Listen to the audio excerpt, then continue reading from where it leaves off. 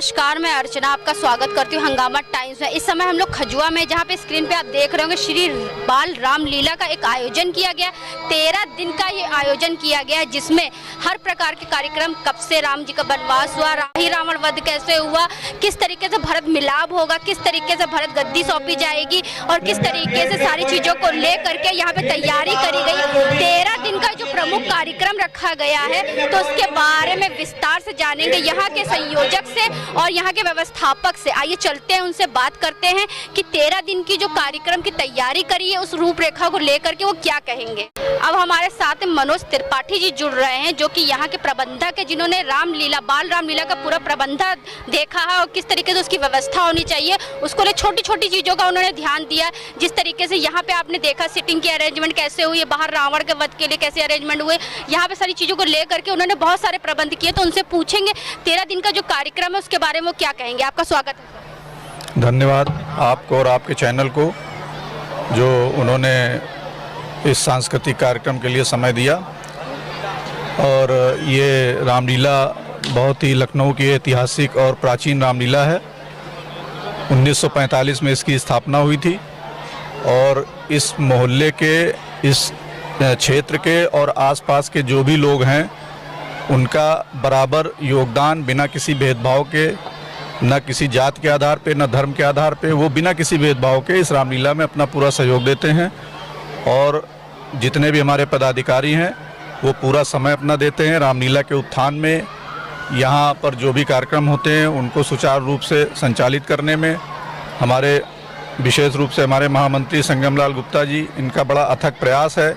और जब से ये रामलीला से जुड़े हैं, तब से रामलीला को उत्तरोत्तर प्रगति के पथ पर ले जा रहे हैं और कुछ ना कुछ नया करने का प्रयास करते हैं।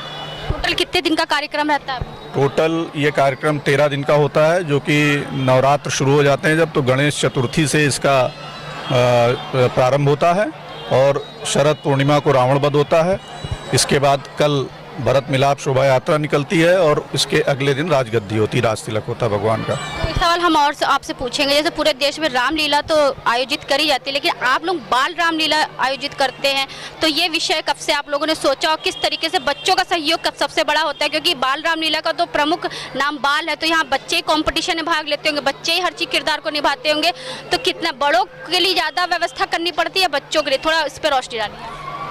दरअसल ज़्यादातर जो भी रामलीला हैं उनमें जो अभिनय करते हैं लोग, वो बहुत ही परिपक्व, मैच्योर लोग होते हैं। लेकिन हमारी कमेटी ने एक बहुत ही अभूतपूर्व और एक नया निर्णय लिया कि हम यहाँ पर जो भी पात्र हमारे बनेंगे वो सारे बच्चे होंगे।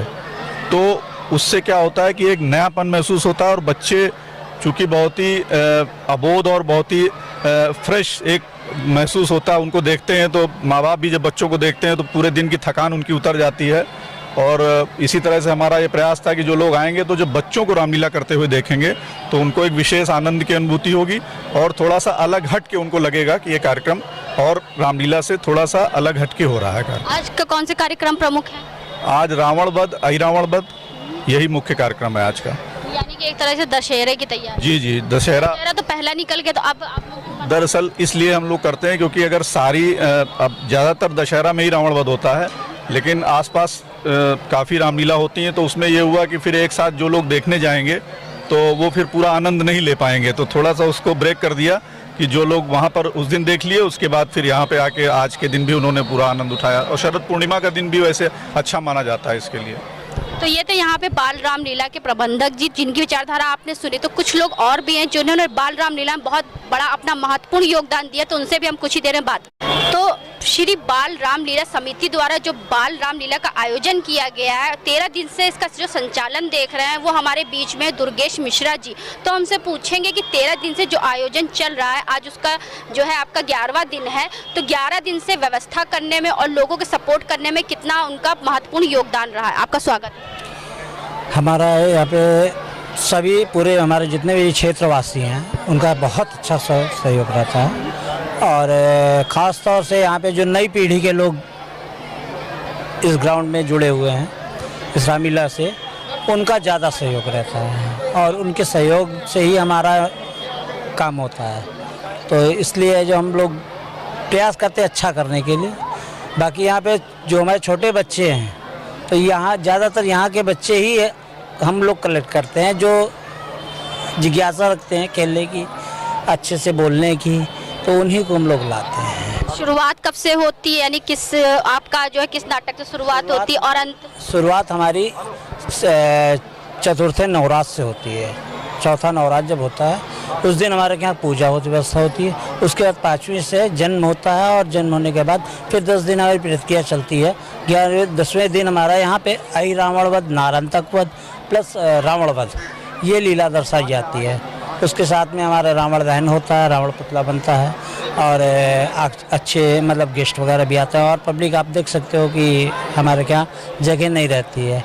लेकिन यहाँ पे जो मेला भी लगता है, हमारे यहाँ पे जितने समिति के लोग हैं और समिति अध्यक्ष हैं, जितने हमारे प्रबंधक जी हैं बहुत अच्छे हैं और अच्छे से सहयोग करते हैं।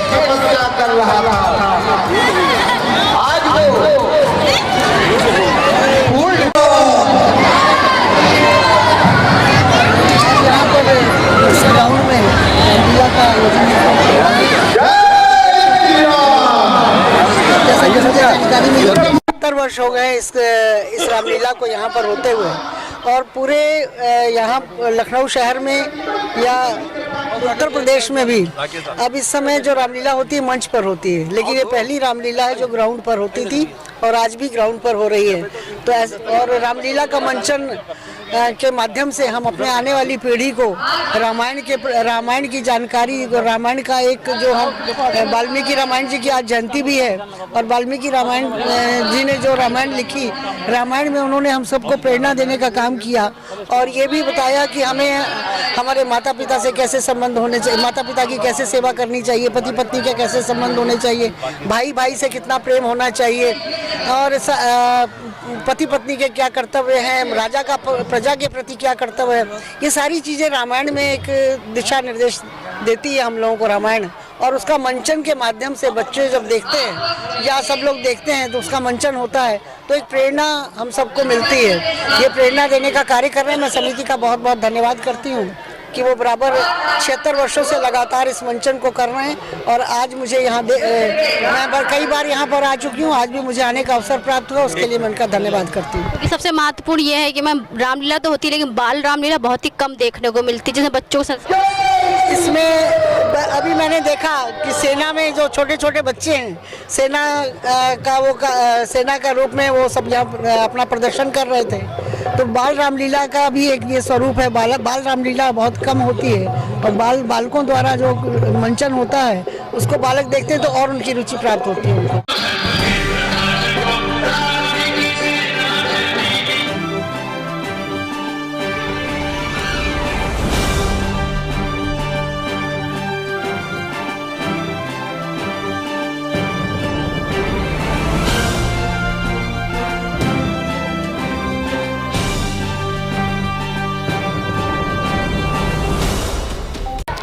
जैसे आपने देखा कि श्री बाल रामलीला समिति द्वारा जो बाल रामलीला का आयोजन किया गया है उसमें मेयर संयुक्ता भाटिया भी मौजूद थी और डॉक्टर दिनेश शर्मा भी आए हुए थे। तो यहाँ के जो महामंत्री संगम लाल गुप्ता, तो उनसे पूछेंगे इस विषय पे वो क्या कहना चाहते हैं। सर जी, आपके पूरा जो आयोजन हुआ है जिसमें बीजेपी के बहुत से दिग्गज नेता लोग आए हैं, तो कितना सपोर्ट आपको मिला? हमको इस क्षेत्र के में रहने वाले उत्तर प्रदेश सरकार के उप मुख्यमंत्री माननीय डॉक्टर दिनेश शर्मा जी का सदैव से आशीर्वाद प्राप्त होता रहा है। हम उनके सहयोग और आशीर्वाद से ही इस कार्यक्रम को सफल आयोजन कर पाते हैं। साथ ही लखनऊ में जो भी महापौर रहे, आज वर्तमान में महापौर माननीय संयुक्ता भाटिया जी ने भी इस व्यवस्था को बनाने में बहुत सहयोग किया। रामलीला मैदान की रंगाई, पुताई, मरम्मत, सड़कों की मरम्मत, सफाई, ये सारा काम नगर निगम के माध्यम से माननीय संयुक्ता भाटिया जी के आदेश से संपन्न होता है। इस क्षेत्र की पुलिस व्यवस्था भी हमारा पूरा सहयोग करती है। नगर निगम के कर्मचारी, रामलीला से जुड़े हुए सभी कर्मचारी हमारा सहयोग करते हैं। सबसे ज़्यादा सहयोग इस क्षेत्र की जनता करती है, जो अपने साथ तमाम अपने बच्चों को लेकर के आती है और यहाँ बैठकर इस रामलीला को देखती है। साथ ही कहीं ना कहीं इस रामलीला के माध्यम से उन छोटे बच्चों को एक संदेश जाता है कि वो कैसे अपने परिवार में अपने माँ बाप की सेवा करें। जैसे भगवान श्री राम ने सेवा की, वैसे वो अपने माँ बाप की सेवा करें। इस तरीके से एक संदेश देती है रामलीला। इसके बाद कहाँ से आपका समापन रहेगा? कल राम भरत मिलन इसी मैदान पर संपन्न होगा। वैसे भरत मिलाप शोभा यात्रा प्रत्येक वर्ष निकलती थी, लेकिन प्रशासन से अनुमति न मिलने के कारण इस वर्ष भरत मिलाप शोभा यात्रा का जुलूस नहीं निकल पा रहा है, लेकिन वो लीला इसी मैदान पर होगी। परसों राज्याभिषेक भी इसी मैदान पर होगा। ईश्वर की इच्छा रही और यहाँ की जनता का सहयोग रहा तो हम अगले साल पुनः इसी तरह आयोजन करेंगे और जिस तरीके से हमेशा भव्य राम बारात या भरत मिलाप शोभा यात्रा निकलती थी, उसी तरह भरत मिलाप शोभा यात्रा अपने पूर्व निर्धारित मार्गों से निकलेगी, ऐसी हम आशा करते हैं। बहुत बहुत धन्यवाद। तो आज हम लोग आए थे खजुआ में, जहाँ पे श्री बाल रामलीला समिति द्वारा एक बाल रामलीला का आयोजन किया गया, जहाँ पे शिद्दत करी मेयर संयुक्ता भाटिया ने और डॉक्टर दिनेश शर्मा भी उपस्थित रहे। तो इसी के साथ मैं अर्चना आपसे इजाज़त लेना चाहूँगी। धन्यवाद।